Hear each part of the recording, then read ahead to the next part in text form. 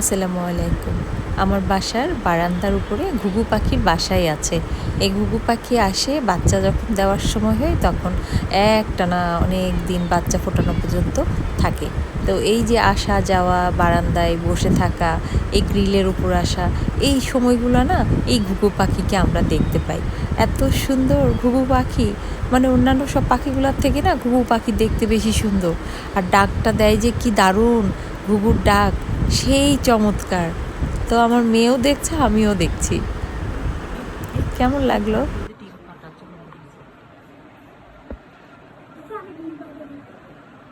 ডিম পাড়াতে দেখতে পারবি ওখানে বসে ডিম।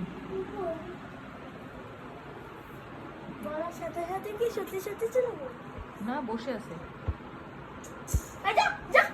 এই ওকে, ওই ও দেখছে, ওই দে ওই দে, চোখ বাঁকা করে করে দেখছে। আম করছিস কেন পাগলা? হ্যাঁ, যাতে উড়ে চলে যায়, তাই তো?